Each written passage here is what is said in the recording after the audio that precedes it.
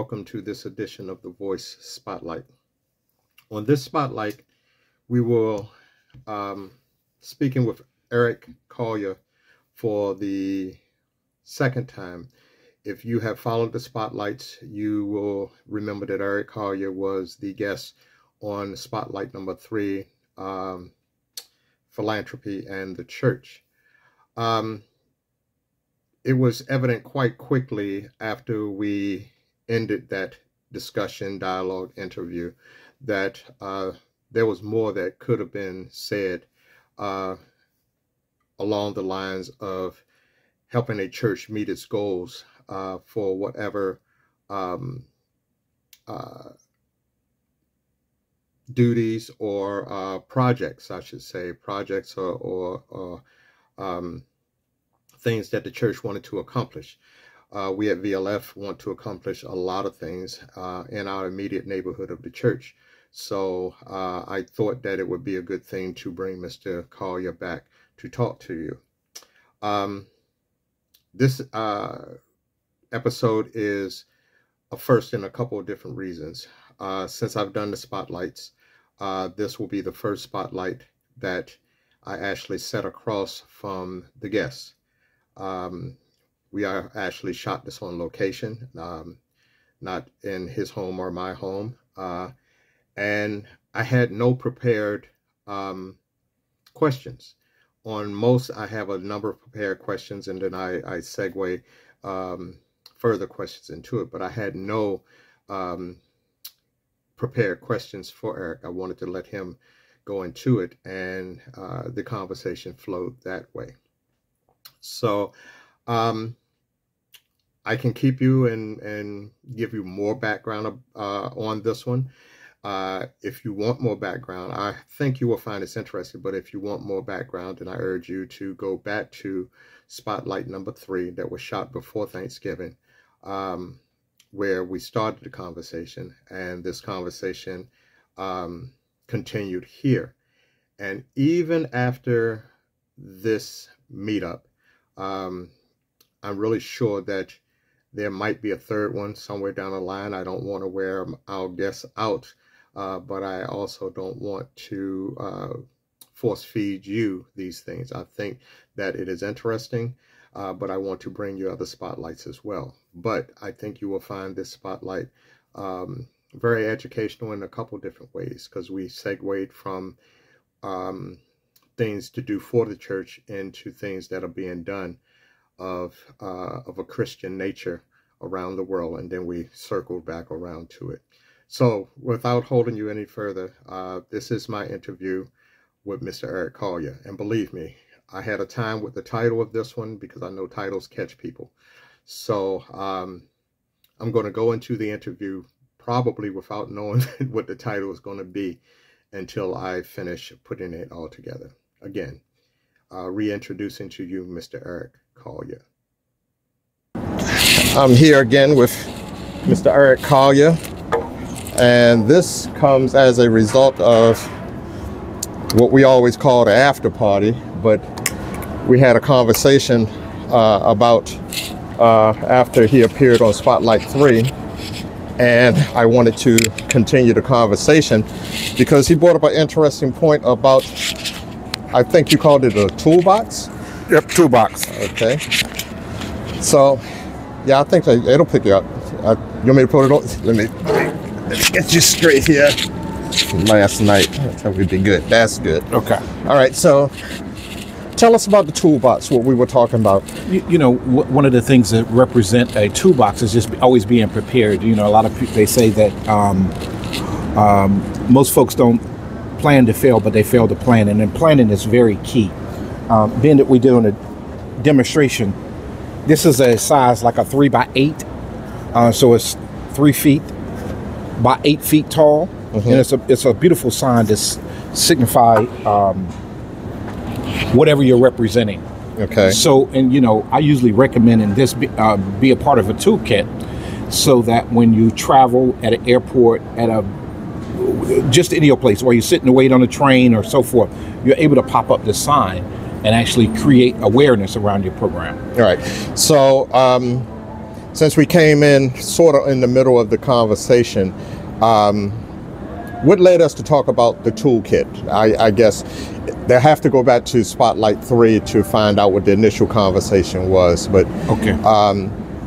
Can you give us a quick down and dirty on Yeah, sure. what the toolkit applies to? Yeah, the toolkit would actually aid in providing funding, awareness, and just as a broadband perspective, get folks to volunteer or just engage with the organization or the initiatives. A lot of times we pass out literature by hand, but that's just not enough. We need something that actually, just like what we experienced earlier, we put it up, right, and we actually saw somebody immediately come over and wanted to see what was going on. Exactly. Whether it be okay to use in their establishment or not, but generally speaking, 90% of the time you can utilize something like that with a 3x8. Okay, so as a I guess where we started at in Spotlight 3 on getting funds together for whatever we're doing it, whether it's for a nonprofit or helping the homeless and such like that. And I think we as I don't want to say we as a people, but just, we think of offerings being done at church. Right. And we know that there is a business component behind everything. But for the church, and from your experience, where does this come in at, outside of the offering and such? Where did this come in for the church to meet certain goals that they might have? Sure. One of the things in my past, I would usually recognize the fifth Sunday as like Mission Sunday, and it would provide and kind of dedicate 5 or 10 minutes and talk about missions and actually present itself at that time. Mm-hmm. And we have about 3 or 4 of those a year, so that it gives you ample amount of time to actually prepare.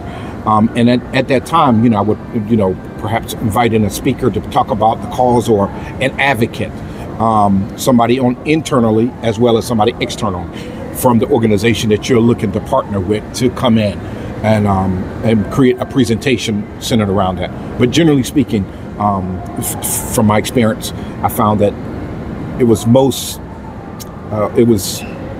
advantageous to you do it around the 5th Sunday of the month, because it was definitely recognized as a Mission Sunday. All right, so you worked for Mercy Ships. Yes. And it was humanitarian. But I wanted to get back to that environment and saying, was Mercy Ships, could we say that it was it humanitarian as opposed to faith-based churches or such? Yeah. So first, let me just put this on record. I left Mercy Ships maybe in early 2020 or 2019. I'm not sure. However, it's still dear and near to my heart. Mercy Ships is a faith-based organization following the 2,000-year model of Jesus, where the blind shall see, the mute shall speak, and the lame shall walk. It is staffed primarily with volunteers. And it's interesting because in having this conversation with you, Mercy Ships pool of folks actually traditionally we look at it, comes from the medical industry. However, a lot of those resources or tangible individuals are inside of the church, because it is a faith-based organization.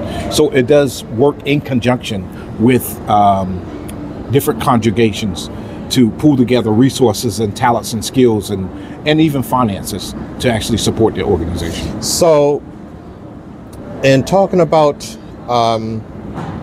getting people to, I don't want to use a casino term like buy in, right? But we know that Mercy Ships, these are large seaworthy vehicles. Right. Did the funding come by the way that we're actually talking about now? Going out and presenting something and having people to, like I said, I hate to keep saying buy in, but having someone believe in what you're doing. All of this came by way of that type of funding? Sure. So Mercy Ships has an interesting concept. They do a lot of, they get a lot of grants. They get a lot of support. You know, brand awareness is everything. You know, it's known around the world. It's an international organization. So not only are they getting something from the faith-based community, if I could safely say, just the church, but they go into medical. They have medical partnerships. They have corporations that actually partner, donate some of the supplies and skills and talent. Some of the pharmaceutical companies. It's just an array of resources or partners that actually help build up the success of the organization for Mercy Ships. Okay. And when did they start? Mercy Ships was birthed in 1978. Okay. So It's been going a while. So yes, the model that you're presenting works. Yes. So it can work for a smaller non-denominational church like the VLF, but it can work for larger churches as well. So in your presentations, how often do you take this to a faith-based organization like a church? So, you know, my last role with Mercy Ships, I was the resource development officer, and I think that was my role. And it was, you know, so my role was to go around to different churches and actually speak on the different operations and partnerships that will avail themselves from someone. Take, for example, your church. I will come in and make a presentation, a wholehearted presentation about Mercy Ships, what they stand for, what they're looking for. We used to have a motto, and I'm probably taking this from Pastor Tony Evans' church: pray, go, or give. It's different ways that you can involve yourself with the organization, like Mercy Ships, or any organization as such that with a faith-based background. You can pray, go, or give. And those are some of the things that I stood on, or my message that I actually closed out with in my presentations. Okay. So pray, go, and give, or give. Or give. So it's either pray for the organization, actually go out and help do the work as volunteers, or give funding to help support that. Okay. All right.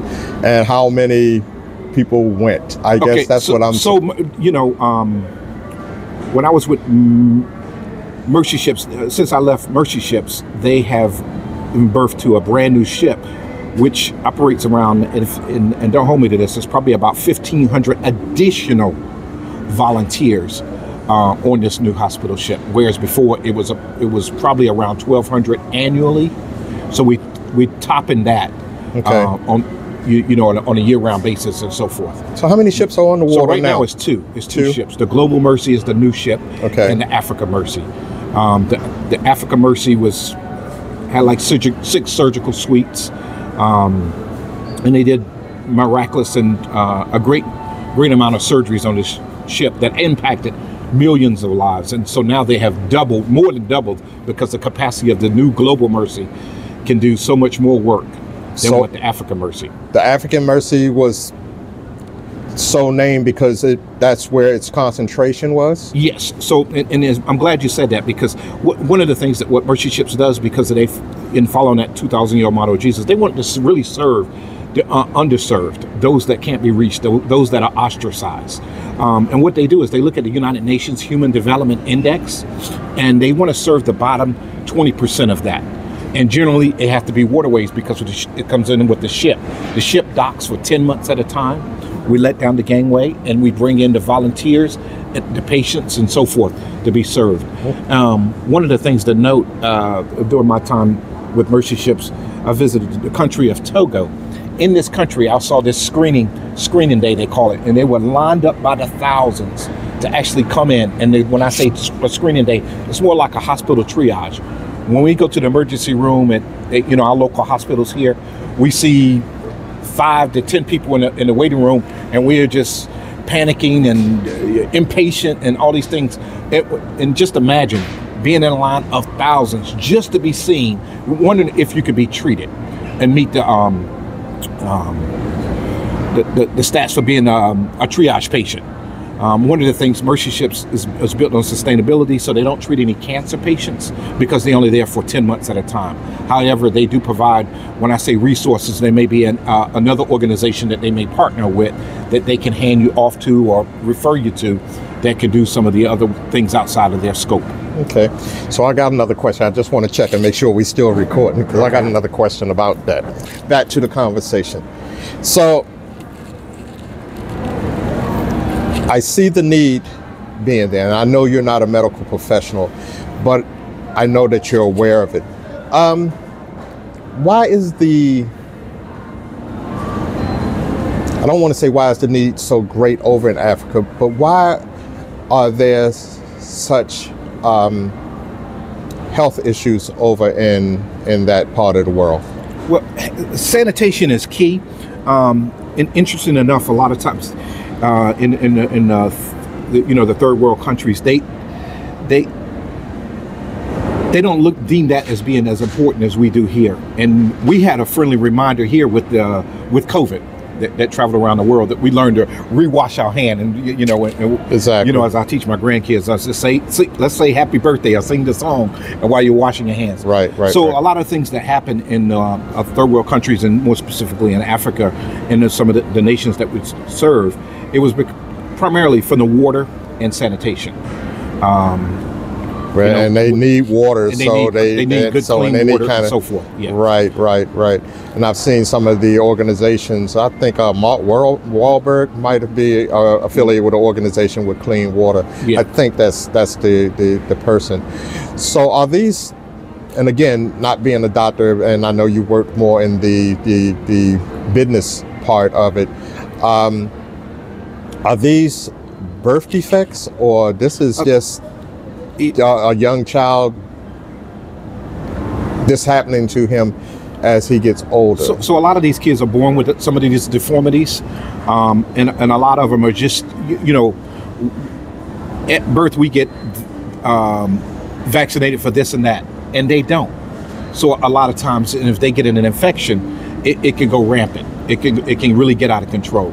Okay. So a lot of things that we have to be thankful for and blessed to receive here in this country is that we're able to receive these type of resources as far as vaccines and so forth to prevent such ailments that they experience in the third world country. Wow. So you did mention that during screening day that there are literally thousands. Mm-hmm. And you're saying the ship docks for 10 months at a time. 10 months. And the knowledge that you have on it, everyone that's screened and everyone that is approved for the processes or the surgeries and such, do they serve everyone before they leave port? Yeah, so if they get what they do is they get what they call a patient card. And if they get a patient card, they get an appointment. So it's kind of like our doctor's appointments, but we definitely try to streamline the process and expedite it because we are there for 10 months. We do want to have a follow-up program after we complete, whether it be a maxillofacial surgeon or a cleft lip. We want to be able to address those needs and also follow up and kind of leave them in good hands before we depart the country. So that made me think of something as we were talking about. So you are doing the surgeries and such, but what happens, or do you know what happens to their environment? Does their environment change? I mean, we know what led them to that. So is there, when Mercy Ship goes in to do the surgery, so it doesn't repeat itself or becomes a Band-Aid on the problem, are there other organizations that kind of come in and help with the clean water? Yeah, so Mercy Ships, let me say this, is maybe when they first started off, they tried to be the the one-shot shebang, meaning they do a little bit of everything. Do everything. So right now they're just specializing, and what they have done over the years is created great partnership with other organizations that are very proficient in those specialties, such as clean water and so forth. Mm-hmm. Mercy Ships' really focus is to provide training to some of the local personnel so that they can do this stuff, so that they can sustain, have more skin in the game. And it's probably not the best term to use. Right, I understand. But we train the local professionals, medical care team, so that they'll be able to take care of these issues the right way, with using proper instruments, updated instruments that can be donated from the Western world. Just the sanitation, how to clean, sterilize the instruments and so forth. Those are some of the things that Mercy Ships do. So I'm just thinking of someone like me. Say I was in that predicament, and Mercy Ships helped me. Do you know if there are any stats that those that have been helped in turn puts themselves in a position to help others? Yeah, so you know, it was a great story, and it was probably maybe about 15 years ago. This young lady had a massive tumor, and she was treated by this specialist, or Dr. Gary Parker, and she came back years when we returned to the country for follow-up, and come to find out this young lady was doing well, and she actually ended up becoming a nurse in her country. So she was able to take this to a whole nother level. Wow. So not only did she undergo some of the surgical procedures that was gifted by Mercy Ships, but now she's able to be on the front end of things and help curtail or do good by her own fellow countrymen. Okay, that's good. That's good. So as we kind of wind back around,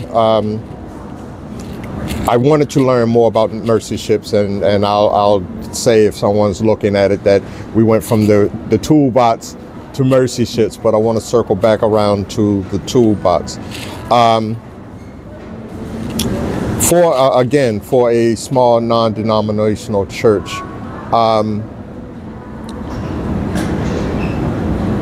before they would get into, I would say, the things that a toolbox is capable of, what do they do on the beginning? I'm just, for me, is it just planning out what you want to do? Where do you want to apply anything that comes from that? As a precursor to, say, you coming in to speak with us, is there a precursor, or is it more you come in to give us an understanding of the resources that can be used?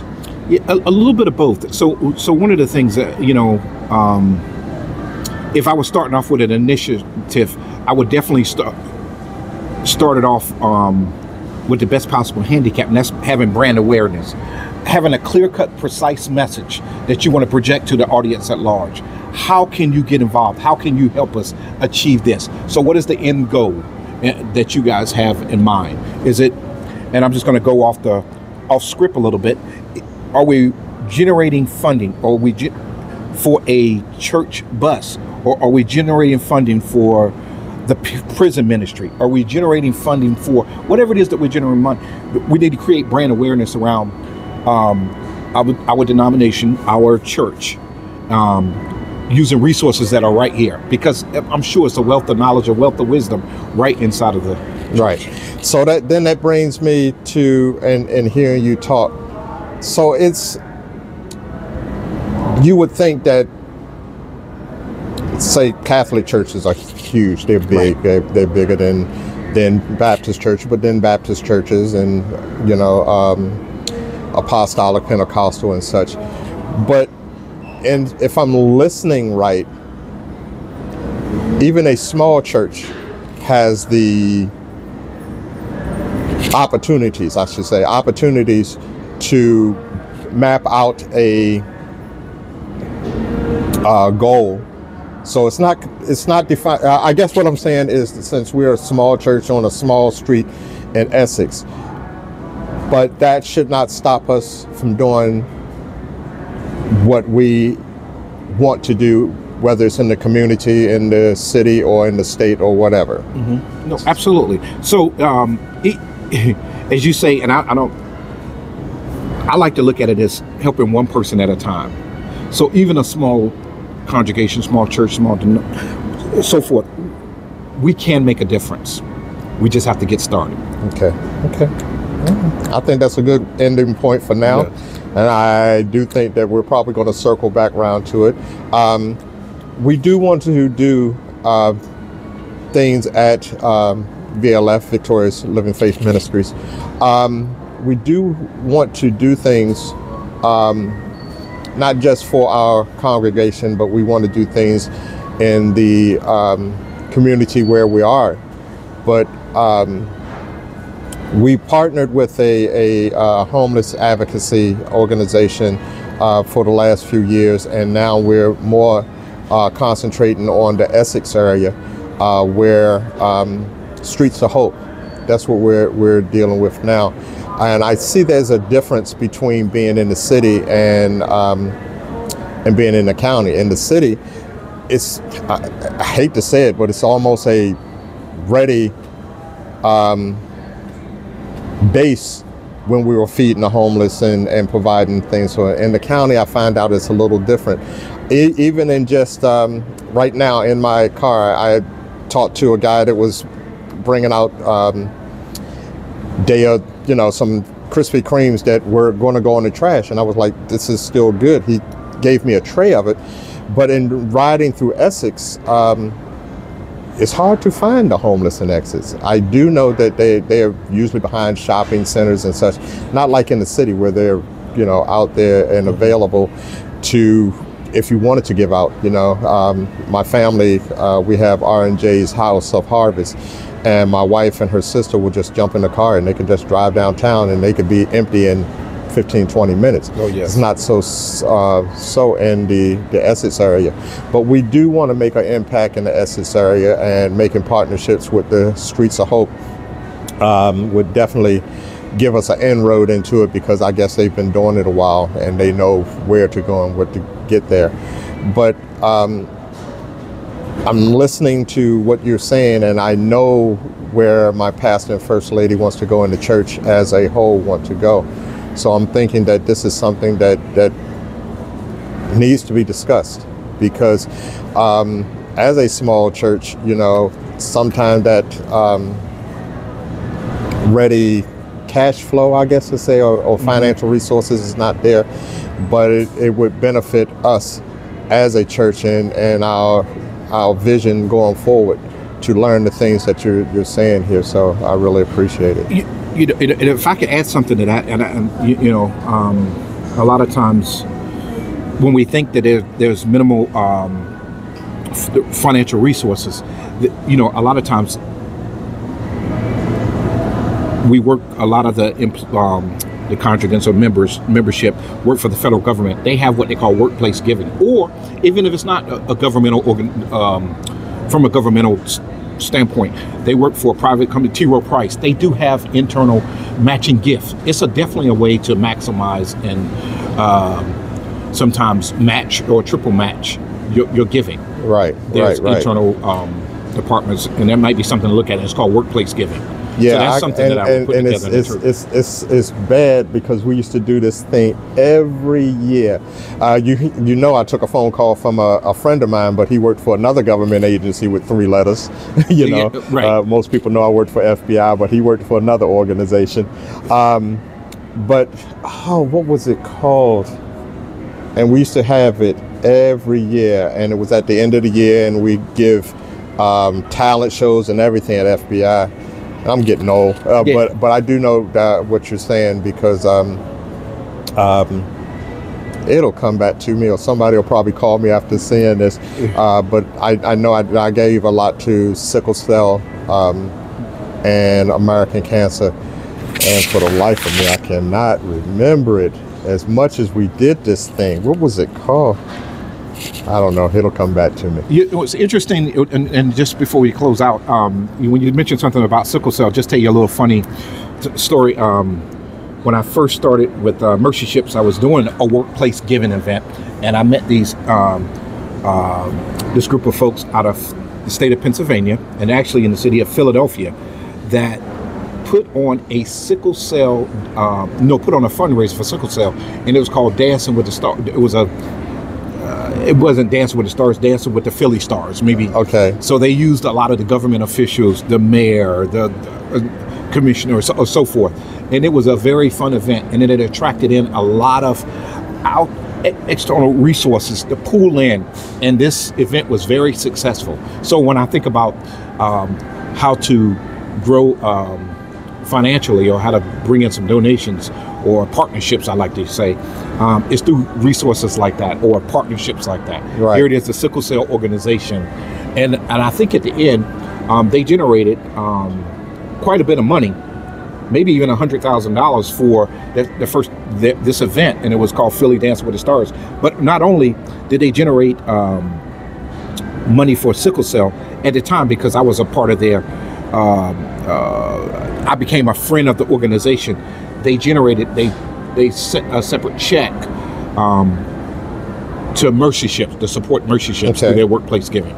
So it's definitely different ways that you can partner and so forth. And I just want now, I did what I usually do is run the alphabet through my head. So it was called CFC, the Combined Federal Campaign. I was a mastermind behind. I loved it. I love it truly. And we had we would do food and like I say, we had the talent show, and someplace that footage is still out there.